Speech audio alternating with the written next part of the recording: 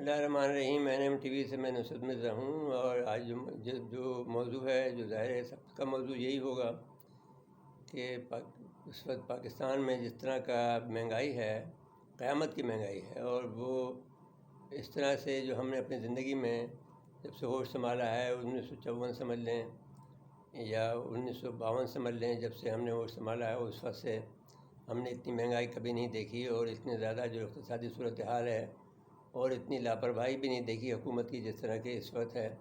اور یہ ایسا محسوس ہوتا ہے جیسے کہ آج میں نے جو انقلاب فرانس کے وقت میں جب کہا گیا تھا کہ صاحب وہ یہ لوگ جب لوگوں نے ہنگامہ کیا تو کہا کہ صاحب یہ کیوں شور مچا رہے ہیں ملکہ نے وہاں کی، تو کہا کہ صاحب یہ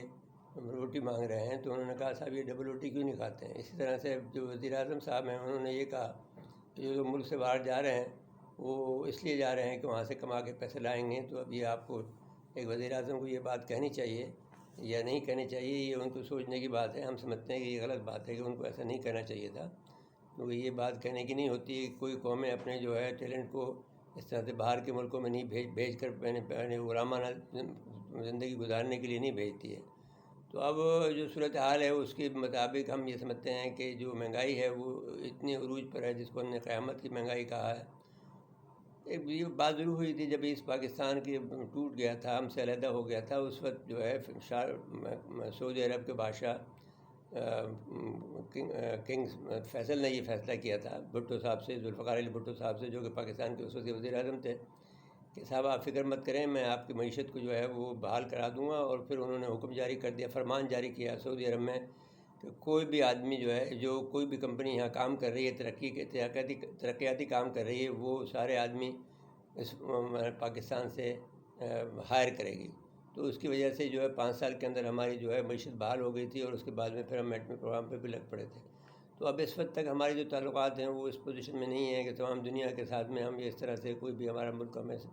سپورٹ کرنے کو تیار نہیں ہو۔ ویسے دیکھا جائے تو ہمارے پاس بہت کچھ ہے، ہمارے پاس جو ہے معدنی دولت ہے، ہمارے پاس جو ہے وہ جو اگر ہم اپنے جو جو جس قسم کے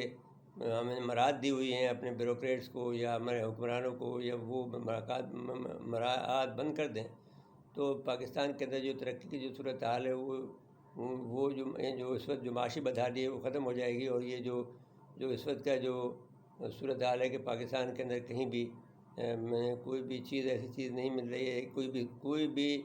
ایسا نشان نہیں مل رہا ہے، یا کوئی ایسا سگنل نہیں مل رہا ہے جس سے یہ کہا جا سکے کہ پاکستان جو ہے وہ کہ معیشت بحال ہو جائے گی، اور پاکستان کی جو صورتحال جو خراب ہوئی ہے وہ جو بتدریج خراب ہوئی ہے اور منصوبے کے ساتھ خراب کی گئی ہے۔ منصوبہ یہ تھا کہ اگر یہ ہم نے معیشت بحال کر دی PDM کی حکومت نے، تو پھر بھی ممکن ہے کہ ملک میں جو ہے مارشل آ جائے، فوج آ جائے۔ یہ شہباز شریف کا، نواز شریف صاحب کا ایک خاص طریقہ کار ہے، یہ معیشت کو تباہ کرتے ہیں تاکہ پھر فوج نہ آ سکے۔ تو اب ایسی صورتحال کے اندر آپ فوج تو ویسے بھی آنا نہیں چاہتی، کیونکہ وہ اپنے سرحدوں پہ بزی ہے، اور جو اس کے اوپر دوسری طرف سے جو حملے ہو رہے ہیں، ایک طرف وہاں پر جو بلوچستان میں، اور ایک طرف جو ہے وہ آپ کے خیبر پختونخوا میں جو حملے ہو رہے ہیں وہ بہت سخت ہیں قسم کے ہیں، اور ایک قسم کی جنہوں نے کھلا چھوڑ دیا ہے ہائیبرڈ وار کے سلسلے میں امریکہ کے پروردہ داعش کو۔ تو وہ سب وہ وہاں بزی ہے، تو یہ ماشاء اللہ کا تو خواب بھی نہیں سوچتی ہے۔ اس وقت ان کو مدد کی ضرورت ہے، اور یہ مدد کرنے کو دستیاب نہیں ہے۔ اب کوئی آدمی ان کے پاس مصیبت یہ ہے کہ ہمارے اداروں نے بھی جو پہلے جو دانشوروں سے مشورے کرتے تھے وہ بھی انہوں نے مشورے کرنا بند کر دیے ہیں، جس کی وجہ سے یہ نقصانات یہ ہو رہے ہیں کہ ان کے پاس جو علم و آگاہی ہے، اور جو بچار کا جو منظرنامہ ہے، یا جو کوئی ان کے پاس علم حاصل ہو سکتا تھا، یا جو صلاح کاری ہو سکتی تھی، یا مشاورت ہو سکتی تھی، یا جس سے کوئی صورتحال کو بحال کیا جا سکتا ہے، وہ سب ممکن اب نہیں رہا۔ یہ صورتحال اتنی سنگین ہو گئی ہے کہ جس سے اندازہ ہو رہا ہے کہ یہاں پر کوئی نہ کوئی بری خبر آئے گی، اور اچھی خبر آنے کو یہاں پر اس وقت کچھ بھی نہیں بچا ہے۔ اب آپ ہی دیکھیے کہ آج 1 ستمبر ہے، اور آج جو ہے پیٹرول مہنگا کر دیا گیا ہے، جو کہ ایک اچھی بات نہیں ہے، اور اس کی وجہ سے ہم ملک کے اندر جو خطرات محسوس کر رہے ہیں وہ بڑھ گئے ہیں۔ اور اس کے علاوہ جو لوگوں کا جینا دوبر ہو گیا ہے، الیکٹریسٹی الگ مہنگی ہے، جو چیزیں بجلی کا یہ حالت ہے کہ دگنی قیمت ہو گئی ہے، جس سے پہلے آتی تھی جو وہ اس سے بھی دگنی، یعنی اب اگر 52 روپے فی یونٹ بن جائے کراچی میں جیسے شہر میں، تو آپ کی تو جو پیداواری صلاحیت ہے وہ ختم ہو گئی ہے، لوگوں کے پاس دینے کو پیسے نہیں ہیں۔ تو یہ صورتحال نہیں چل سکتی ہے ملک کے اندر، یہ تو کوئی نہ کوئی انقلابی قدم اٹھانا پڑے گا ہمارے اداروں کو، جو کہ اس بات میں جو کہ ہمارے ملک کے محافظ ہیں، ملک کے جو ہمارے نظریے کی حفاظت ہے، تو ان کو معیشت کی حفاظت کی ذمہ داری لینی پڑے گی، اور یہ اگر نہیں لیتے ہیں تو آپ یہ سمجھ لیجئے کہ ہم ایک بہت خراب صورتحال کی طرف جا رہے ہیں۔ اب یہ جو قصہ ہے کہ نوجوان جو ہیں ملک سے باہر جا رہے ہیں، یہ بڑی تعداد میں جا رہے ہیں، اور وہ اس لیے نہیں جا رہے ہیں کہ ملک کے اندر میں ان کو یعنی جیسا کہ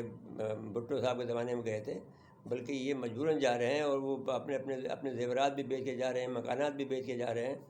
40,000 پاسپورٹ روزانہ بن رہے ہیں، اور دوسرے ملکوں سے اب یہ بھی ایک قسم کی، میں نے اب جو اگر سوشل میڈیا کو دیکھیں تو ویلاگ پہ ویلاگ بن رہے ہیں کہ فلاں ملک میں جو ہے نوکریاں مل رہی ہیں، فلاں ملک میں نوکریاں مل رہی ہیں، جو کہ ہائیبرڈ وار کا حصہ ہے۔ اور وہ چاہتے ہیں کہ ملک کا جو نوجوان طبقہ ہے، جو ہم دعویٰ کرتے ہیں کہ 62% آبادی جو ہماری جو نوجوانوں پر مشتمل ہے، وہ اگر ملک سے باہر چلی گئی تو پھر اس کے بعد میں کیا ہوگا؟ اس کے بعد میں جو ہے آپ کے پاس میں نے گھروں کے اندر جو ہے جنازے اٹھانے کے لیے نوجوان باقی نہیں رہیں گے۔ تو یہ اچھی صورتحال نہیں ہے، اچھا منظرنامہ نہیں بن رہا ہے، اور ہم یہ سمجھتے ہیں کہ اس پر غور و فکر کی بڑی شدید ضرورت ہے، اور اس وقت جو ہے عمل کا وقت ہے۔ یہ جو قرآن آئی ہے جس میں انہوں نے اعتراف بھی کر لیا ہے شمشاد اختر صاحبہ نے، جو وزیر خزانہ ہے، کہ وہ جو صورتحال ہے یہ اتنی دگردو ہیں کہ میں نے کیوں یہ کام، یعنی میں نے وزیر خزانہ کی عہدہ قبول کیا۔ وہ بالکل صحیح خاتون ہیں، انہوں نے صحیح بات کی ہے، اور جو ان سے میرے خیال میں نہیں سنبھلے گا بھی نہیں، اور اگر سنبھالنے بھی کوشش کریں تو یہ سنبھالنے نہیں دیں گے، کیونکہ یہ اس وقت جو ملک کے اندر ہے وہ باہر کا جو اثر رسوخ اتنا زیادہ بڑھ گیا ہے، جس کی وجہ سے پاکستان کے اندر یہ ممکن نہیں رہا ہے کہ پاکستان میں اپنی مرضی سے کوئی فیصلے کر سکے۔ وہ ایک قسم کی تباہی کی طرف ان کو لے جا رہے ہیں، اور تباہی بھی ایسی کہ بس خوفناک قسم کی، جیسے ایسٹ پاکستان کا جو معاملہ ہوا تھا اس وقت تو یہ تھا کہ ہمیں یہ خبر دی جا رہی تھی کہ صاحب اب ہم فتح ہوگی، اور ہمارے پاس سوشل میڈیا نہیں تھا، میڈیا نہیں تھا، اور ہم امید میں تھے۔ آخری وقت میں بھی جب میری ملاقات میں نے 3 دن پہلے جب وہاں کے کمشنر تھے ڈھاکہ کے علمدار رضا صاحب جو میرے استاد تھے، میں نے ان سے وائرلیس پہ گفتگو کی تھی، انہوں نے کہا نہیں سب ٹھیک ہے۔ اپنی ان سے کہا کہ اپنے یعنی ان کی بیگم صاحبہ جو تھی، جن کو میں آپا کہتا تھا، کہ ان سے کہہ دینا کہ وہ میں خیریت سے ہوں۔ تو اب تو یہ ہے کہ لمحہ لمحہ کی خبریں جو ہیں، جو ایک بھی واقعہ ہو رہا ہے، سوئی بھی گر رہی ہے کہیں پر، تو وہ بھی آپ میں سوشل میڈیا پہ رپورٹ ہو رہی ہے۔ تو یہ ممکن نہیں ہے کہ آپ اگر یہ کام ایسا کریں کہ اسے چھپانے کی کوشش کریں تو وہ چھپ جائے۔ اب تو یہ ہے کہ عمل کا وقت ہے، اور اس میں ادارے ہی عمل کر سکتے ہیں، اور ورنہ تو یہاں پر جو صورتحال بن رہی ہے وہ ایسی بن رہی ہے کہ جس کی نظیر پھر پاکستان کی تاریخ میں نہیں ملے گی۔ میں ناظرین کرام، میں بہت دکھی دل کے ساتھ یہ بات کہہ رہا ہوں، اور میں کبھی بھی نا امید نہیں ہوا، لیکن میں اس دفعہ میں نا امیدی کے کنارے پہ کھڑا ہوں، لیکن یہ کفر کا کنارہ ہے جو کہ میں جاؤں گا نہیں اس طرف، لیکن اس لیے میں نے امید باندھی ہے کہ یہ کام کریں، اور کوئی بھی مدد ہم سے ہو سکتی ہے تو ہم آپ کو مدد دینے کو تیار ہیں، لیکن شرط یہ ہے کہ بھئی یہ قوت نافذہ تو ہماری فوج کے پاس ہے، وہ روب عمل آئے اور وہ کوئی کام کرے، تو پھر ہم جو بھی ہم مدد کر سکتے ہیں، جو بھی صورتحال کو سنبھالنے کی، سنوارنے کی، جو بہتر بنانے کی، وہ ہم مدد دے سکتے ہیں۔ لیکن یہ نہیں ہو سکتا ہے کہ وہ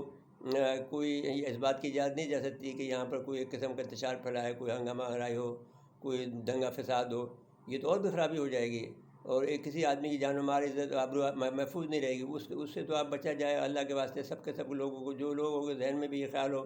اور جو لوگ بھی ایسی باتیں کریں ان کو روک دینا چاہیے، جو لوگ بھی جن کے بھی ہتھے چڑھے ہیں، جو لوگ بھی اس سے بھی بات کی جائے ان کو دبا دینا چاہیے، ان سختی سے منع کرنا چاہیے کہ پاکستان کے اندر یہ کام نہیں ہو سکتا ہے، اس لیے کہ پاکستان ایک عظیم ملک ہے۔ پاکستان 200 سال کی قربانیوں کے بعد میں لاکھوں مسلمانوں کی قربانیوں کے بعد ہوا تھا، اور ہزاروں کی تعداد میں ہمارے علماء کرام شہید ہوئے تھے، تو پاکستان ہمارے وجود میں آیا تھا۔ پاکستان کو ایسے وجود میں نہیں آ گیا تھا کہ آپ صبح آنکھ کھلی اور آپ نے پاکستان کو دیکھ لیا، نہیں، پاکستان بننے کے لیے بڑی کاوشیں ہوئی تھیں، اور 200 سال کی جد و جہد ہوئی تھی۔ اب اگر خدا نخواستہ پاکستان کو نقصان پہنچتا ہے تو کون جانے کہ 200 سال کسی کو ملیں گے، یہ 200 سال میں ہوں گے، یا اس سے بھی اپنی زندگی کے اندر پھر کوئی آزاد ملک بن سکے گا یا نہیں بن سکے گا۔ تو یہ صورتحال کو میں اس حالت میں آپ سے گفتگو کر رہا ہوں کہ آپ سے اپیل کر رہا ہوں کہ جو کچھ بھی کرنا ہے فوری کریں، کیونکہ ہمارے پاس وقت نہیں ہے، اور یہ جو جو جو